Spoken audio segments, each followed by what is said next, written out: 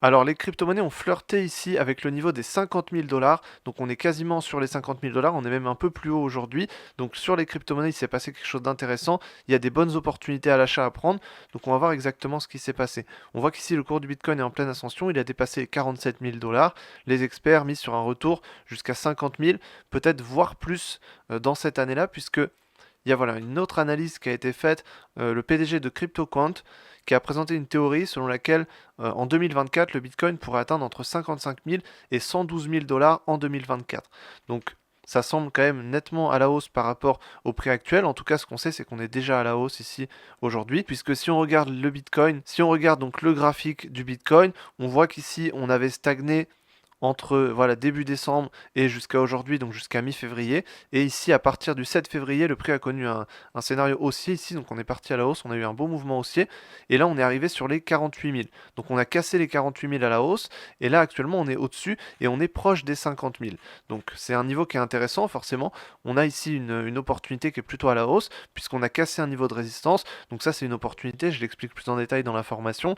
Mais en gros, c'est ce type d'opportunité qu'on peut détecter. Quand on casse une résistance à la hausse, on va avoir un mouvement haussier dans le sens de la cassure. Et là, donc, c'est ce qui peut se passer et on pourrait arriver sur 50 000. C'est pour ça que certains, justement, disent qu'on va arriver entre 55 000 et 112 000 dollars, donc nettement plus que 50 000, justement parce que la hausse pourrait continuer cette année. Donc, si on regarde un peu plus l'article, on voit également que voilà, il y a eu en progression de 14% donc, sur la semaine et c'est lié forcément à l'ETF qui est sorti. Donc, il y a un ETF qui est sorti sur Bitcoin. Ça permet d'acheter et vendre du Bitcoin via les marchés centralisés. Donc c'est intéressant puisque tous les investisseurs qui sont sur les marchés centralisés comme les actions, les matières premières, les futurs et donc les ETF, des investisseurs investissent beaucoup en ETF, bah là, ceux qui investissent en ETF, ils peuvent aussi investir dans du Bitcoin en restant sur le marché centralisé avec des ETF. Donc ça, c'est un gage de sécurité pour investir dans la crypto-monnaie, donc forcément c'est intéressant et forcément ça ramène des investisseurs. Donc voilà, les flux entrants sur les ETF ont augmenté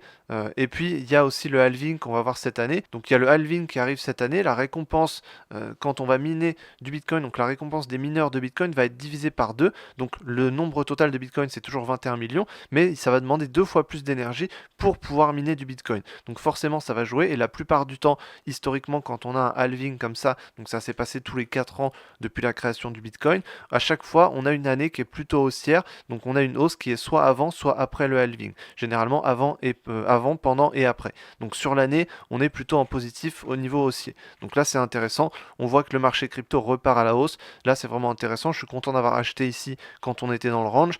C'est pas trop tard pour acheter du Bitcoin, on est toujours en dessous des 50 000, donc pour l'instant ça reste quand même des niveaux intéressants. On casse les niveaux de résistance, ça fera sûrement office de support si on part plus à la hausse. Donc clairement l'opportunité à mon avis elle n'est pas encore finie.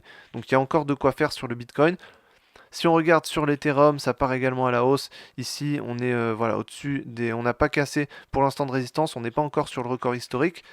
Ici, voilà, on a un record à 2700 qui est assez récent. Et ensuite, sinon, c'est à 4800, ça date de 2021. Donc ici, on n'est pas encore sur la même configuration que sur le Bitcoin. Le Bitcoin est quand même nettement plus intéressant, nettement plus haussier. Si on regarde par rapport à l'historique, voilà, le record historique serait à 68 000 ici. Donc voilà, on n'y est pas encore tout à fait, mais ça pourrait arriver si on a une belle tendance haussière. Sur l'Ethereum, on est un peu plus loin, le mouvement haussier est un peu plus petit, mais ça reste intéressant. Si on veut se diversifier dans les crypto-monnaies, ça reste intéressant d'utiliser, pourquoi pas, l'Ethereum. Sachant que l'Ethereum est utilisé la plupart du temps dans les NFT, c'est une crypto-monnaie qui est pas mal utilisée sur les projets crypto-monnaies, avec les smart contracts et toute la technologie qu'il y a avec. Donc Ethereum, c'est une blockchain qui est quand même pas mal utilisée. Et Bitcoin, c'est la blockchain principale, la plus connue, celle qui est la plus utilisée et qui a le plus de capitalisation également. Donc sur le Bitcoin, sur l'Ethereum, sur les crypto-monnaies, il y a beaucoup de choses à faire cette semaine et les prochaines semaines qui vont arriver. On a potentiellement un bull run, donc un marché haussier qui va pouvoir commencer. Et là, il y a beaucoup d'opportunités là-dessus et ça va être très intéressant.